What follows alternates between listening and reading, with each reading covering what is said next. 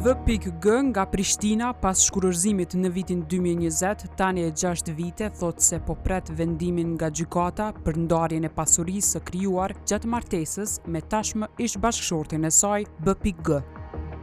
V.G ka thënë se edhe pse pasuria që është krijuar gjatë martesës me vendim të gjykatës gjendet nën masë të sigurisë, vendimi sipas saj nuk është përfillur nga B.G. V.G pretendon se ish bashkëshorti ka tentuar të bëjë renovime dhe ndryshime në titullarët e pronës. Ajo thot se rastin e ka raportuar në polici, e cila sipas saj ka refuzuar të hapë rastin.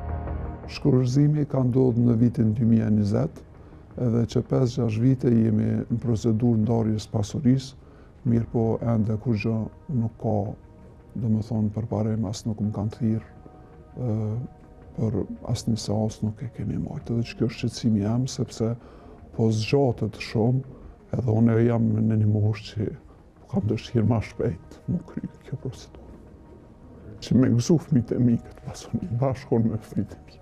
Pasurinë që kemi kryu së bashku, deri vonë nuk ka qenë as në emën të ish bashkëshortit, as në emën tem. Mirë po momentin që jam divorcu, ai ka fillu pronat mi qitë në emën vetë pa prezencën tem, mu asë njerë nuk më ka thirë, edhe pse e di si pas ligjit që ai është dashur me më thirë edhe mu me konë edhe unë prezent, mirë po ai nuk di që i ka kthy në emën vetë, edhe momentin që i ka kthy pronën një banesë në emën vetë, na kemi qenë përmes gjykatës në procedura, domethënë gjykatës, ai ka shfrytzu rastin edhe në momentin që ka qitë në emën vetë, ja ka bo dhurat tash gruas vetë që e ka.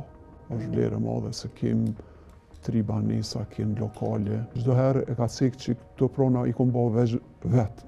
Në fakt nuk i ka bo vetë, po gjitha këto prona që one i kom deklaru dhe janë, domethënë, gjykata e apelit që ja ka bo masën e sigurisë, këto janë blenë kohën kur ka qenë me mu të jetu dhe kur ka qenë kuror me mu. Edhe cekën shumë mirë gjitha pronat, që nuk ka drejt ai as mi renovu, as mi tjetërsu, as mi dhuru kërkuj, as mës me bo as një ndrim faktik, mirë po ai nuk e ka respektu as një herë këtë urdhër gjykatës apelit. I kemi një 2 podrume që i shfrytëzojon me fëmijë ma shumë se 20 vite, edhe ai e ka marrë ka thy derën edhe thira policinë. Edhe momentin që e kom thirë policinë, në qatë ku ka qenë një polic edhe një toger që mu as që më kanë përfil, as nuk e kanë hapë rastin sa e di unë eqë. Po dhunë psiqike kom post non-stop, edhe dhunë sociale edhe dhunë ekonomike. Dëshira jam është vetëm mu apliku ligje. Unë e ko që ma të përstudu, vetëm atë të qamë takon mu.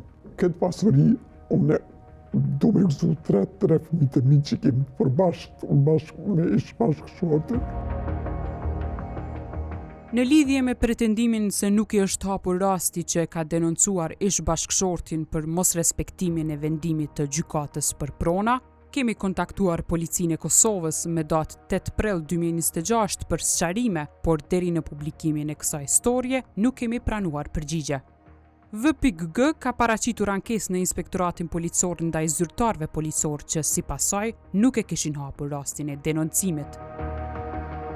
Inspektorati policor i Kosovës më datë 24 mars 2026 i ka konfirmuar Kallzopi.com se ka pranuar ankesën e V.G ndaj zyrtarëve policor dhe rasti është duke u trajtuar. Ankesa e qytetares V.G është pranuar në Inspektoratin Policor të Kosovës dhe është në trajtim apo hetim preliminar. Për ecurinë e rastit do të njoftohet zyrtarisht pala. Në lidhje me masën e sigurisë së pronave, pretendimet për mos respektimin e saj dhe procesin gjyqësor për ndarjen e pasurisë, kemi kontaktuar më datë 23 mars 2026 gjykatën themelore në Prishtinë, por deri në publikimin e kësaj historie nuk kemi pranuar përgjigje. Në lidhje me pretendimet që i ka V.G ndaj B.G me po të njëjtën datë, Kallzopi.com i ka dërguar pyetje edhe prokurorisë së Prishtinës, por që deri në publikimin e kësaj historie nuk kemi pranuar përgjigje. Për ta marrë edhe versionin e B.G, ish bashkëshortit, ekipi Kallzo.com ka tentuar disa herë ta kontaktoj, por i njëjti nuk ka pranuar të prononcohet.